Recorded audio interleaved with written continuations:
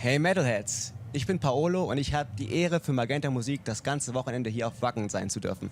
Aber ich bin jetzt nicht alleine hier, sondern ich habe für mich einen unglaublich besonderen Gast und zwar Ville Valo. Ville, Hello, Paolo. how is it to be here at... Wie geht's? Sehr gut, und dir? Oh, wunderbar. That's probably the German I know. Yeah, things are good. Things are good. It's been a crazy couple of days with the weather here in Wacken, and this is my first time here. So it seems to be a very special one. So what's it like to be at the Mecca of heavy metal? I don't know yet. We just came in here, and it was quite scary. Just to go through the catering area. People have more hair than it should be legal, but they all look like Vikings, so I feel right at home. I think it's not hard to see that I am a die-hard Ville Valo and him fan. Ooh. And I think if 11-year-old me would be here right now, I would lay fainting on the floor. Well, thank you. Enough, you're 13. So, well, good. 20 years waiting to see you here at Wacken. Mm-hmm. And what did you bring for us today? We've been rehearsing our butts off. I think this is about our 80th show with the new band, so we should be in good shape.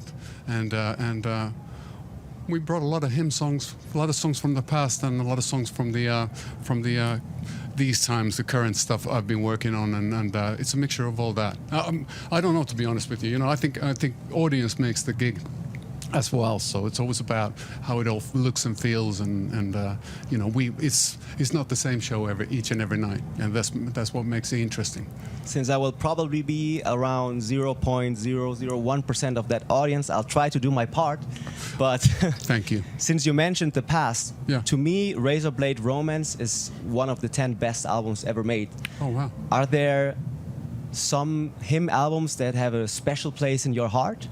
My favorite is probably Love Metal, because that's the first album we used the hologram on the cover, and we kind of found our way as a band. We felt really good as a band, and sort of like fell into, brought all the sort of like Black Sabbath influences more to the fore, and that was important for us, I think, on a mental level, and that was the album that got us to tour the UK and the US for the first time as well, so it was a big stepping stone for ourselves. But I'm glad it seems that most of the albums have special meaning, to some people somewhere, so that's a good sign, as opposed to just one album, making a dent. Since you already said Love Metal has a very special place in your heart, yeah. We know that Wacken is the Mecca of heavy metal. What would be the Mecca of Love Metal?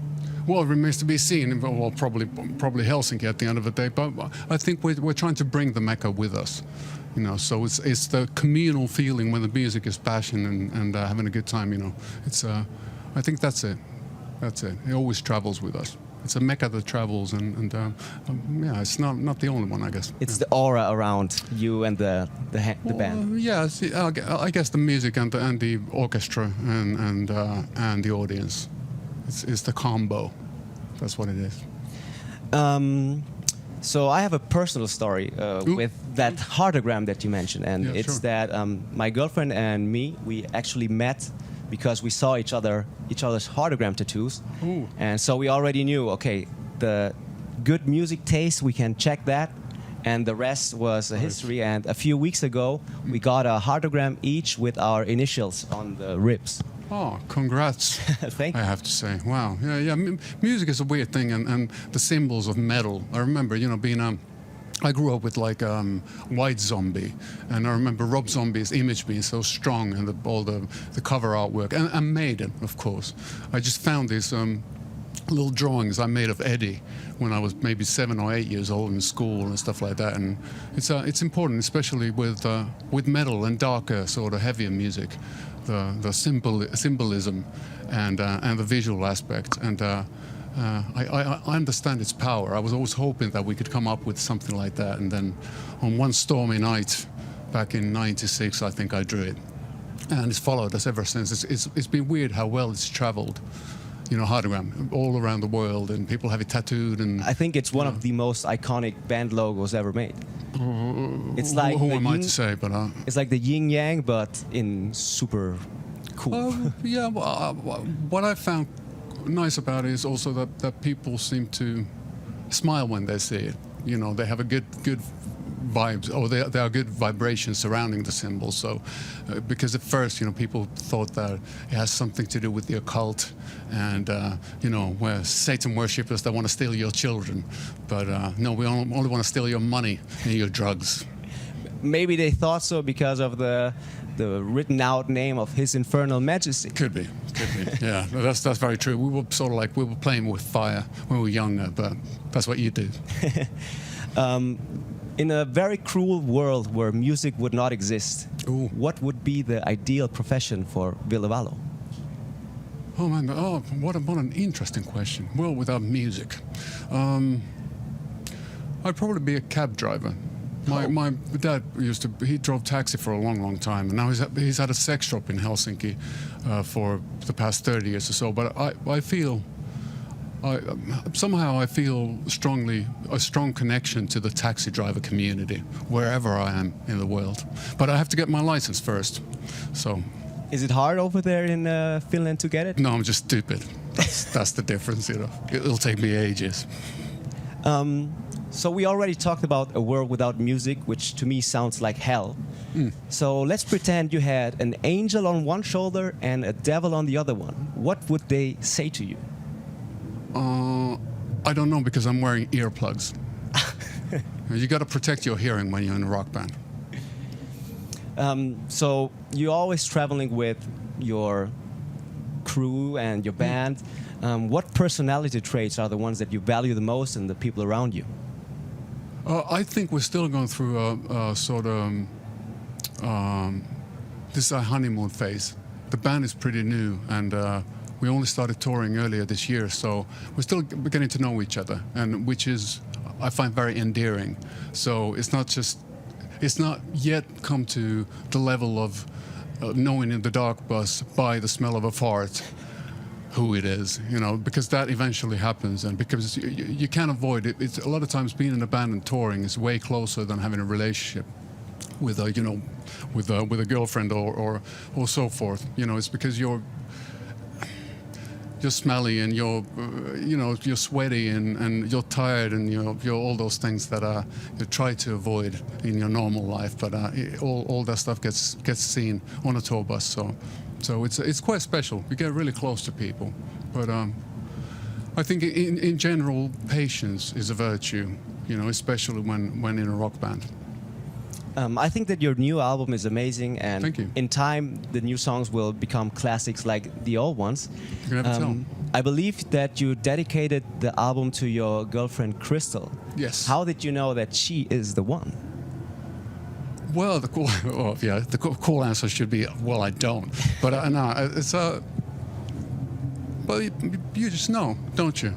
It's like she didn't have a hologram tattoo, so we can compare on that level. I didn't know about her musical taste, but you just know, and that's the cool thing about love and yeah, in general, because there is no rhyme and reason, and it is a mystical power, and it still overwhelms me as much as it did overwhelm me when I was 14. You know, still a mystical power, and that's why I tend to write songs about it. So. Do you think that love is the most important emotion when it comes to songwriting for you, or? Not necessarily, but what I just mentioned is the fact that I can't get my head around it, and that's what makes it interesting, because it doesn't make any sense, and it's not like there's no mathematical equation for love, which makes it makes it all encompassing. It's just, yeah. It's a gift that keeps on giving. That's what it is. At least, you know, musically speaking, and why not in real life too? You know. As a guy from Finland with a band that has been very successful and a logo that's even bigger than the band, what was it like getting used to the level of attention to be known all around the world? Well, I don't think that you've really notice it when you're working and when you're touring, because you're living in such a bubble that I'd say that now I've heard of it a bit more after the pandemic and after him broke up. Now on this tour, people have been telling me more about what kind of how important him was for them, or or they started to use these words like legend, talking about legendary Finnish band him or whatever. Because when we were around, we definitely weren't legendary. We felt that we were always fighting an uphill battle, and so it's yeah. I'm getting used to the whole the being liked part. I thought that we were always the outsiders, and people didn't know whether we're a rock band or a metal band or a pop band, and nobody really liked us, and we were just a bunch of weirdos. And I would go as far to say that him made a lot of people interested in Finland in the first place. So maybe the tourism department, they should start maybe paying you a little bit. Well, yeah. Well, you know, yeah. I've been trying to get them to use hologram on the Finnish flag. That'd be quite cool. In the it's a cross. They could invert it and then have a hologram in the center, and that would make all sense in the world. Well, thank you very much. Thank you for having me. For being here. It's been absolutely a dream come true for me. Likewise. And ja. Es war absolut unglaublich für mich, Ville Valo endlich mal persönlich treffen zu können, ihnen Fragen stellen zu können. Und ich hoffe, dass ihr auf Magenta Musik das Wacken Festival weiterverfolgt und weiterhin